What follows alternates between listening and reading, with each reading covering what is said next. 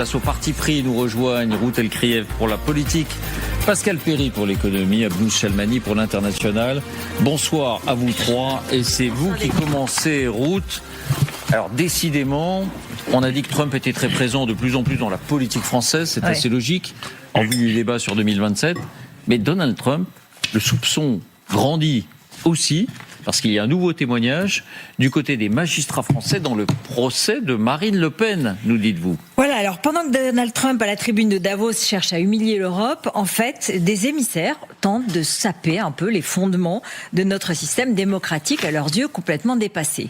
On avait l'habitude de s'inquiéter des espions russes, vous savez, ces dernières années. Maintenant, c'est les influenceurs américains qu'il faut absolument surveiller. C'est pas nouveau. L'oncle Sam avait déjà, s'était jamais gêné pour interférer dans la politique française, particulièrement après la guerre froide, pour contrer le Parti communiste. Mais depuis l'arrivée de Donald Trump, ça se passe de façon décomplexée et transparente. Le dernier exemple, vous venez de le dire David, c'est cette magistrate qui fait une révélation assez sidérante. Elle s'appelle Magali Lafourcade et elle a révélé sur France 5, puis à l'AFP, avoir été approchée très officiellement le 28 mai dernier par 2 conseillers du Bureau de la démocratie et des droits humains du département d'État. Donc Magali Lafourcade, vous la voyez à gauche, et nous avons les 2 diplomates américains qui lui ont rendu visite le 28 mai dernier.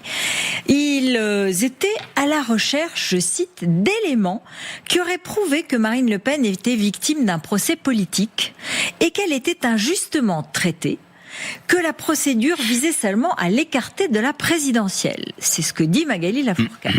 Des éléments qui, selon les mots de la magistrate, accréditeraient une théorie qui aurait pu servir de support à la désinformation et à une manipulation du débat public français. Alors, les questions des diplomates ont paru à cette magistrate de nature, je cite, assez malveillante de la part d'alliés. Vous savez, les magistrats, ils ont l'habitude de recevoir des diplomates. Il y a des affaires qui sont tentaculaires, qui touchent tous les pays du monde. Donc, c'est pas, ça existe, mais il y a des relations différentes en fonction de la situation géopolitique.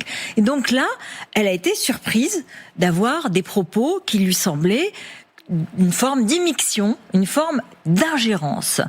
Et donc elle a signalé, ce qui est totalement inhabituel, cette conversation au Quai d'Orsay, qui a dit prendre au sérieux cette affaire. Mais pourquoi cette magistrate-là, puisqu'elle n'intervenait pas directement dans le procès ? Alors, il se trouve qu'elle est, j'allais y venir après, non mais elle est secrétaire générale de la Commission consultative des droits de l'homme.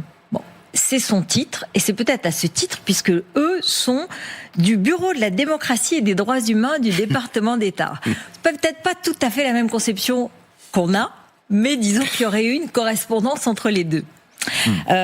Mais ce jeune Samuel Samson que vous voyez sur cette photo très souriant, il est connu pour avoir déjà effectué plusieurs déplacements en Europe dans la lignée de J.D. Vance, et lui-même il a décrit notre continent comme un foyer de censure numérique, de migration de masse et de nombreuses atteintes à l'autodétermination démocratique.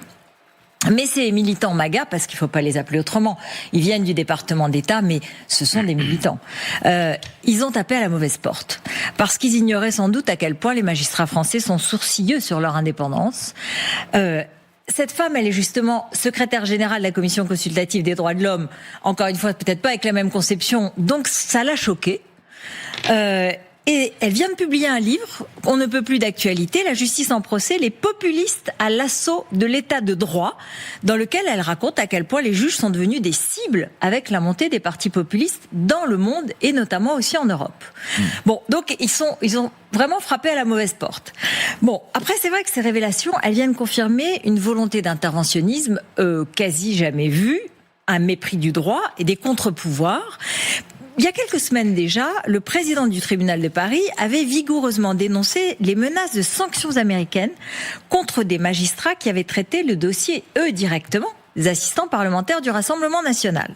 C'est l'hebdomadaire allemand Der Spiegel qui l'avait révélé, mais l'administration américaine avait démenti.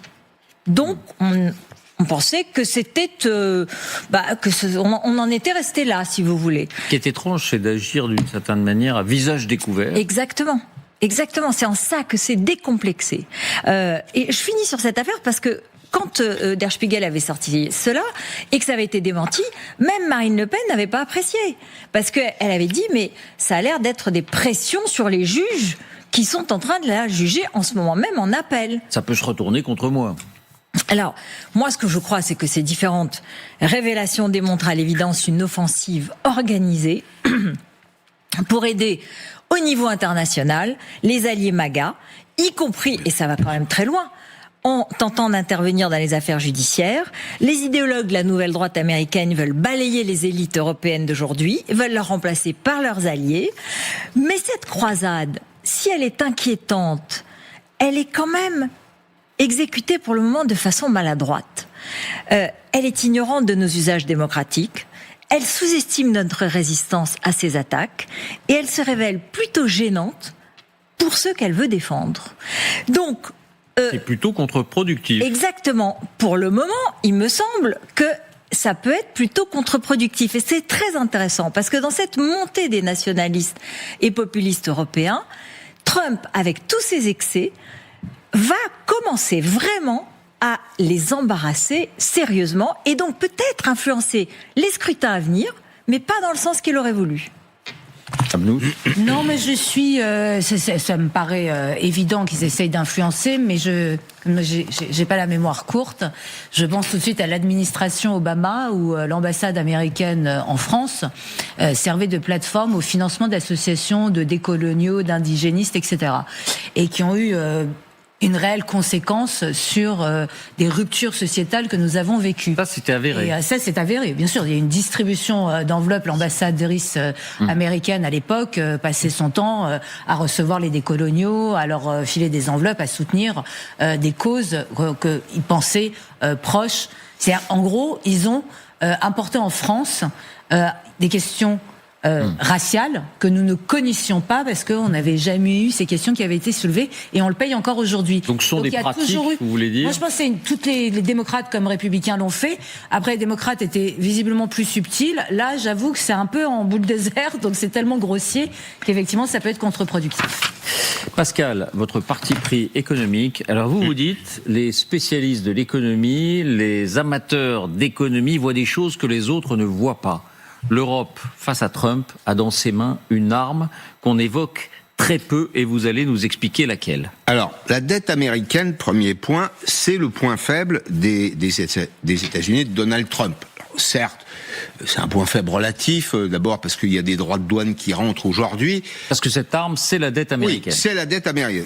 Vous allez voir où je veux en venir. Donc, la dette, aujourd'hui, il y a des droits de douane, 400 milliards d'euros, ça abonde le trésor américain. On peut dire aussi le dollar, c'est la monnaie de réserve, donc il est facile d'entretenir une dette, etc. Mais quand même, 2 ou 3 signaux. Hier, 20 janvier, le fonds de pension danois Akademiker Pension a annoncé qu'il allait vendre son portefeuille de titres américains. La dette, qu'est-ce que c'est ?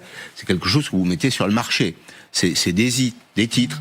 C'est les obligations assimilables du Trésor en France. Bon, il y en a pour assez peu d'argent, c'est 100 millions de dollars. Mais quand même. Côté danois. Voilà. Oui, si toute l'Europe fait ça. C'est très significatif. Alors, on va y venir. Pourquoi ? Parce que les Européens, précisément, détiennent une partie de la dette fédérale et la vente de ces titres, la vente massive, concertée, si vous voulez, de ces titres, pourrait être un moyen efficace de répondre à l'offensive américaine, qui est quand même une offensive tous azimuts, hein. Les derniers exemples, c'est le champagne, 200%. On vend 33 millions de cols en Amérique. C'est l'obligation d'adhérer pour 1 milliard au nouveau club de Donald Trump. Alors, il y a quand même un problème. C'est-à-dire que, nous, les Européens, détenons une part importante de la dette américaine ? Des actions et de la dette. On a tout à la fois des actions et des obligations du Trésor. On détient une partie de la dette. Alors, problème quand même, parce qu'il y a un certain nombre de limites, les détenteurs de la dette sont majoritairement des acteurs du secteur privé sur lesquels l'État n'a pas nécessairement d'influence. Il y a 41% de la dette américaine qui est détenue par des acteurs publics. Alors, qui détient précisément la dette américaine ? C'est la question qu'il faut se poser. D'abord, le Japon. Le Japon dit commencer à réfléchir. C'est-à-dire qu'ils envisagent, eux aussi, parce qu'ils sont victimes de la politique américaine, ce sont quand même de grands alliés américains dans le Pacifique, mais ils sont eux-mêmes victimes de droits de douane et ils commencent à se dire que ils pourraient remettre sur le marché une partie de la dette américaine. Vous avez l'Angleterre aussi. Vous avez évoqué tout à l'heure Keir Starmer, pas très content quand même du sort qui lui est réservé. Et le Canada, la France. Alors, la France, elle est toujours dans le peloton de tête avec 376 milliards. Nous détenons, si vous voulez, 376 milliards de dollars de la dette américaine. Le Japon, c'est le premier de la liste. Mais tous les pays de l'Union européenne qui ont de la dette américaine, alors il y en a qui n'en ont pas. L'Espagne, le Portugal, par exemple, détiennent 1733 milliards de dollars. C'est presque 20% de l'encours. Et je voudrais rappeler au passage... Presque 18%, donc presque 20% de la dette publique américaine. Absolument. Alors, c'est les pays, le club des 26 pour ceux qui ont de la dette américaine. Alors, est-ce que ce serait efficace? Parce que c'est quand même la question qu'il faut se poser. Bon, premier point, la dette américaine, ça relativise le raisonnement. La dette américaine, elle est sûre. Vous êtes à peu près certain. Elle est bien notée aujourd'hui. Et à chaque fois qu'on se débarrasse d'un actif, qu'on vend ce qu'on a, on perd la valeur de cet actif. D'autre part, rien ne dit aujourd'hui que une vente massive trouverait preneur. Qui rachèterait, si vous voulez, les titres que nous mettrions les uns et les autres sur le marché. Donc nous, les Européens, on perdrait un peu d'argent si on décidait de vendre massivement cette dette. Ça, c'est le premier point. Et puis, la conséquence, évidemment, pour les États-Unis, ce serait une augmentation assez fâcheuse des taux d'intérêt. Tout ça fonctionne avec la confiance. Si on remet sur le marché une quantité importante de la dette américaine, évidemment, la confiance dans la dette américaine se réduit, si vous voulez. Aujourd'hui, les taux d'intérêt protègent le dollar, protègent l'économie américaine de la surchauffe. On est à 3,75%. On est même à 4,30 sur le 10 ans. Et Trump voudrait ramener tout ça à 1%. Parce que l'ambition de Trump, c'est de contrôler la réserve fédérale, c'est de contrôler et le dollar et les taux d'intérêt. C'est un outil favorable aux exportateurs. Mais c'est pour ça que c'est une arme entre nos mains. Parce que ça ferait monter les taux d'intérêt que doivent payer les Américains pour leur dette. Alors c'est vrai, mais vous savez, il y a toujours un prix à payer. Ouais, il faudra trouver où la placer. Alors, il faut trouver où la placer. 2, il faut s'attendre à des contre-mesures. Parce qu'on a en face de nous quelqu'un qui a la psychologie d'un cow-boy, donc c'est enchère et surenchère. Alors, c'est malgré tout le talon d'Achille des Américains. Au passage, d'ailleurs, c'est une information pour nous. Vous vous rappelez de ce que disait John Adams, le deuxième président américain. Il disait, pour soumettre un pays, il y a 2 façons de faire, soit les armes, soit la dette. Donc, on voit comment maintenant ont évolué les positions étrangères sur la dette américaine. Dans les années 70, c'était moins de 10%. En 1995, c'était autour de 22%. C'est aujourd'hui 31% en 2025. Quand on est endetté, c'est la leçon que je tire ce soir, quand on est endetté, on est à la merci de ceux qui vous prêtent, y compris dans le rapport de force que nous vivons aujourd'hui. Leçon pour la France. Voilà, quelle est la part de la... C'est une petite leçon pour nous aussi. Quelle est la part de la dette française qui est détenue par des opérateurs étrangers? Elle est importante puisque c'est 55% aujourd'hui. Encore plus donc que les Américains. Bien sûr. Les seuls pays qui contrôlent leur dette, alors est importante, c'est le Japon et l'Italie. Ouais. Voilà. Enfin, être endetté, y compris vis-à-vis d'organismes prêteurs nationaux, c'est pas non plus une solution idéale. Dans une négociation, en tout cas, c'est vrai que ça peut faire partie des cartes. Abnous, votre parti pris international, alors c'est un cri à la fois de douleur, d'amertume et de colère. Vous dites, nous abandonnons une nouvelle fois ces Kurdes qui nous ont tant aidés en Syrie. Écoutez, on fait ça depuis le début du XXe siècle, donc j'ai l'impression qu'il y a une raison que ça change, mais là, en plus, ça peut avoir des conséquences dramatiques pour nous, directement ici, si ce n'est pour toute l'Europe et tout le Moyen-Orient. Tout ça s'est passé à la prison d'Al-Shadadi, qui est située à environ 50 km de la frontière irakienne, dans la province de Hasakeh, qui est donc contrôlée par les Kurdes syriens et qui abritait des milliers de détenus de l'État islamique. Le 19 janvier, il y aurait eu une évasion massive. Vous avez les images de l'après. Et là, je suis désolée, à l'heure actuelle, ce que je veux vous donner, c'est 3 versions. Parce qu'on n'a pas la bonne version. On a une version américaine qui nous dit que 200 prisonniers de l'État islamique de faible niveau se sont échappés après que les gardiens kurdes aient quitté l'installation. Mais les forces gouvernementales en ont recapturé beaucoup.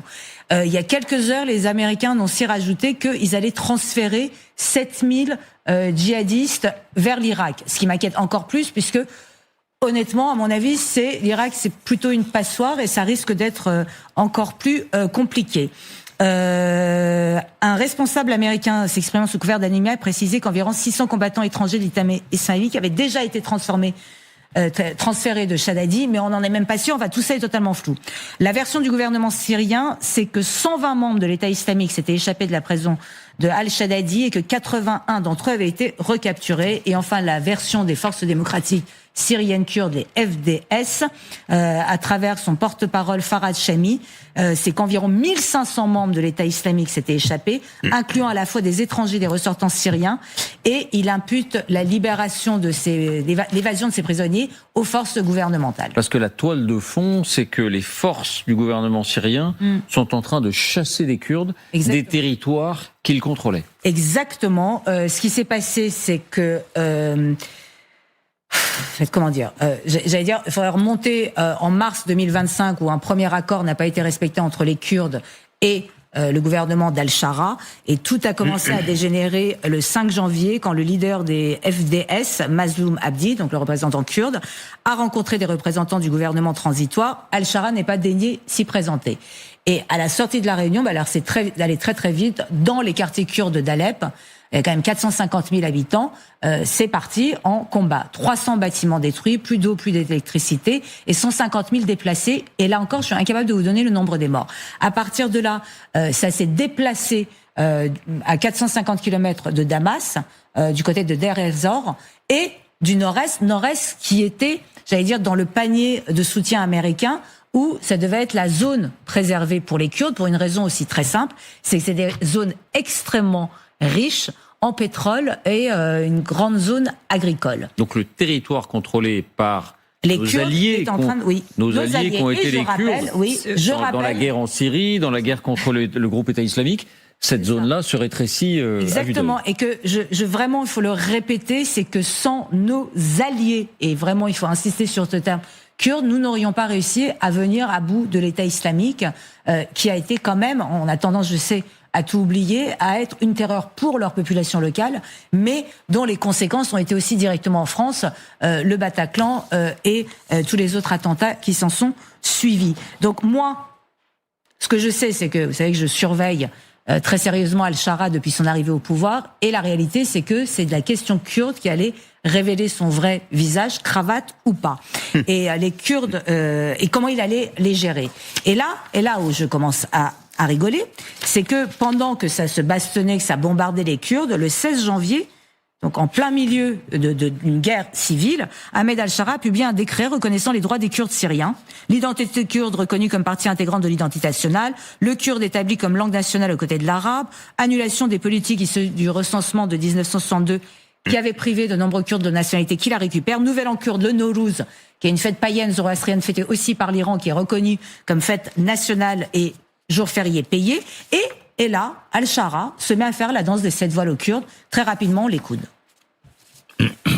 يا أهلنا الكرد يا أحفاد صلاح الدين حذاري أن تصدقوا رواية أننا نريد شرا بأهلنا الكرد فوالله من يمسكم بشر فهو خصيمنا إلى يوم الدين فالمحيا محياكم. Ok, et donc pendant qu'il dit ça, il bombarde. Est-ce qu'il ne peut pas y avoir une cohérence entre l'idée de retrouver la souveraineté sur l'ensemble de son territoire national ou de tenter de le faire tout en accordant des droits aux minorités? Il n'y a pas de droit puisqu'il est en train de bouffer leur territoire familièrement parlant, et que le rêve d'Al-Shara, comme le rêve de tout islamiste, c'est l'unité arabe sunnite sur le sol national. Et je veux dire, quand même, c'est même plus des contradictions, et je reste vraiment poli, c'est que rien que pour aller dans mon sens, comme ça, en douce, sans que ça ait été révélé par personne, Al-Shara a fermé l'Institut de musique du pays, le déclarant illicite, haram, et il a aussi fermé le musée d'art. Et tout d'un coup, moi, la première image qui m'est venue, c'est les islamistes de l'État islamique ou les talibans qui détruisaient les peintures et les sculptures au nom de leur obscurantisme. Donc là, pour moi, on n'est même plus dans l'opportunisme qu'il a affiché jusque-là, on est ouvertement dans un islamisme revendiqué, et que les Kurdes sont une composante syrienne, c'est pour ça que ça s'appelle les forces démocratiques syriennes. Ils sont kurdes, mais ils se sentent syriens. Mais lui, ce qu'il est en train de faire, c'est pas juste de leur retirer de leur autonomie, mais c'est le fait de tenir ces discours « votre vie, c'est ma vie » et de les bombarder, c'est de dire ça sera l'unité sunnite arabe ou ça ne sera pas. Merci à vous trois pour ces partis pris. Merci à vous de nous avoir suivis.